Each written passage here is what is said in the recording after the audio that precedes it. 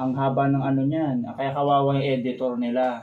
Sana pag mahaba ang ano. Kasi kung napapanood natin sa mga vlog nila, 20 minutes na tayo. Pero halos 2 hours nag-uusap. Yan, kinakat-cut lang ng editor yung ano. Aside sa may script na silang sinusunod, siyempre, minsan may mga, gaya ni dal ni, napanood mo yung kay Coco Martin, na interview ni Coco Martin at ni Tony Gonzaga.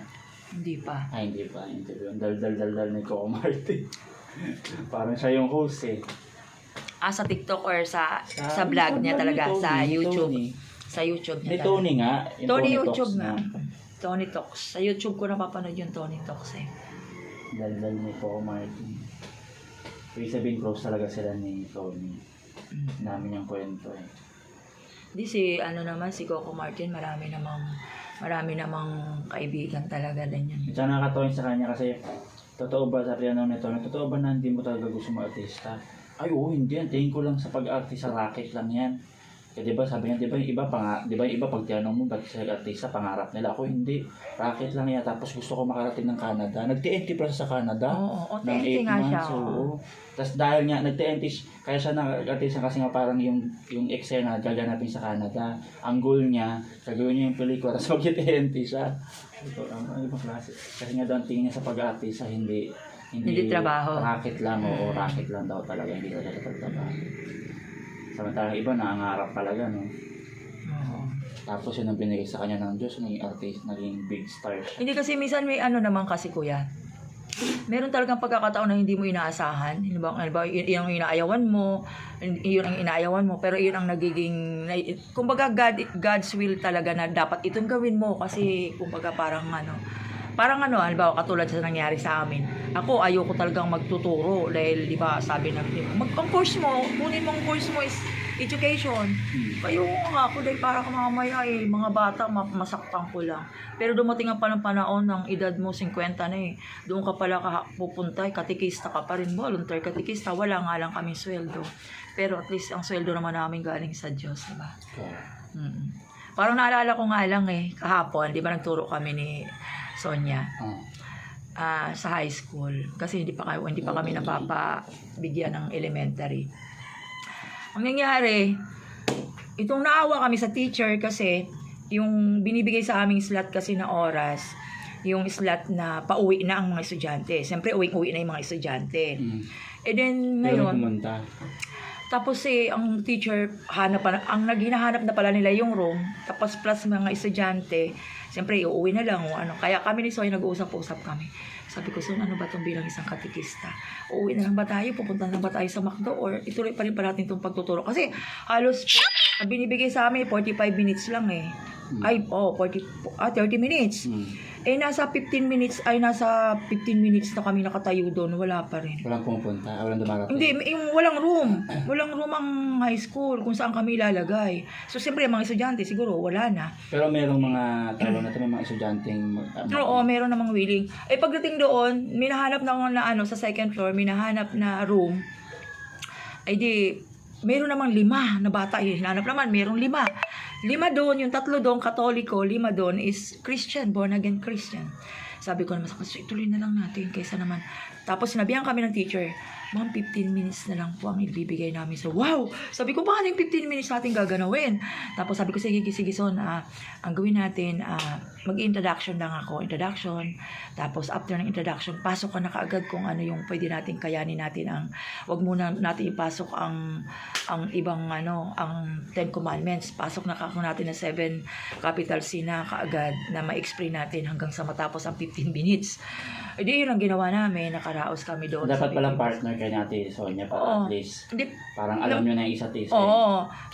Batuhan na kami. Batuhan na kayo. Kasi kung sinasabi nila yung mga baguhan kasi, na sinasabi nila, ibig sabihin, kung yun ang magiging partner mo, hindi kayo agad 15 minutes, paano mong i-associate ang 15 minutes? Pagkatapos, sumenyas na yung sumenyas yung teacher. Tapos sabi ko naman, patapos na natapos niya ang 7 minutes. Sabi ko sa Son, may natitira pa tayong 2 minutes. Parang nanginayang pa kami. Tapos sabi naman ni Sonia, tapos na ako. Ang gawin mo na lang, sa prayer na yung 2 minutes. O tama, Prayer na. prayer na tapos. Kaya, yun talaga sabi bilang isang Saan school yan dito sa Harmony? high school, 5. Tapos at least, Pero public ba yun? public yun. Pero bakit wala silang Kasi ang ano nga daw Tsaka yata, yung milenary kasi, hindi Catholic. Ang ano kasi ngayon, yung klase din kasi ngayon, parang sa isang araw, 4 na katawag yan batch ba? Ay, 3 batch na. Unlike before yung maghapon kami. Ano kasi, yata, ibang religion ng, Ganun. Kaya nakiusap nga ako, kinausap ko, sabi ko, Ma'am, ano kaya yun? Kung before the class, kami doon papasok ng 30 minutes, kahit 20 minutes kami papasok. Yun daw ang binigay talaga ng principal Uwian na ng mga Kasi nga, kumbaga parang, wala uwian na yung mga bata. Uwian na. Hindi katulad kasi doon sa Pero elementary. kung isipin mo, kung ikaw teacher, tapos kung Catholic ka din naman, pagbigyan mo. Oo. Ikaw na lang mag-adjust. Kasi isang beses ka naman Hindi born again daw kasi yung... Hindi ko ba ako teacher, so lahat ba ng teacher born again? Hindi, yung principal. Hindi, yung mga teacher ba? Ba, sige. Oo. Ay, siyempre, sumusunod lang sila. Parang hindi, parang sa sa pabahay. Ganun sa pabahay, yung ang gagalingan ng mga teacher doon Oo, kasi kung isipin mo, ako na mag-a-adjust. Hindi ka man araw-araw Pag sabi namin 30 minutes po, tapos sasabihin sa amin, sige po, kahit mag-extend po kayo ng 5 minutes kasi naman ako yung sunod break time naman daw. O di mga ganun. Tapos pagdating namin doon, ang oras namin, papapasukin na talaga kami. Hindi yung nag-antay pa kami, hindi kayo mag-aantay sa labas. Tsaka kami noon, yung katikisin namin, hindi kami naghanap ng room, parang talagang, minsan nga, parang kami pa nag-aabang kasi narinig namin sa labas na Ay, may katikisan na sa kabilang section. Oo, ganun talaga. Tapos siguro mga 10. Ganun din, di sa lang naman, di naman umabot ng matagal talaga. Tapos papasok na sa amin, sa room by room ba? Sa elementary, ganun nga. Sa mga... yun, Wednesday and Friday. Sa mga public, excited pa. Excited yung mga public school. Oo, yun Pero kami nga, inaabangan namin yun. Di ba narinig na namin yan na katikista, ay nako. Tapos sana pag yung magandang katikisa si Ma'am Espiritu. Oo. Nakagano kami, ay may katikisa sa kabilang room. Tapos yun. Nakaantay na yan. Ay, sister, Tapos sister. every morning naman yun. After flag ceremony ang start ng mga... Oo. Parang na nga silang gumagapang unti-unting doon sa prayer. Naman kasi mahaba. Ang pinakagmagandang nag-appreciate sa amin noon yung anak ni Kapitan Jerry Sarmiento doon sa Lapob. Pag nadyadyaan na kami. Lapob. Siya ang principal dyan dati. Tapos, yung elementary school. Ay, Sarmiento? Lapob. Lapoblasyon. Mapapuntang Lapob.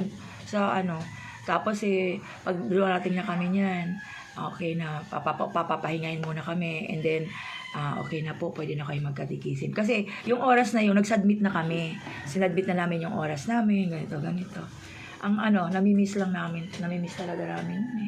Hindi tsaka sabi mo nga, di ba si Father, yung father nyo before talagang on hand talaga siya pagdating sa katayin. Talagang pag may something, talagang kumbaga siya yung mismo nag-visit ba? Si Father Dennis, ay nako. Yun, kasi siyempre first timer akong katikista nung time na yon. Ay nako. Pasok pala tayo bukas. Stricto man siya pero marami kang matutunan sa kanya. Pagiging tao. Kasi pag sasabihan ka talaga, parang mali ang ninyo, ayusin ninyo, ganun siya. Si Father yan na siya, parang hawig kay Father God dyan. Oh yeah, para si Kasi Father nakita ko God. siya, sabi ko, Sebastian Senior, Junior. Sabi ko para siyang, yung second. senior.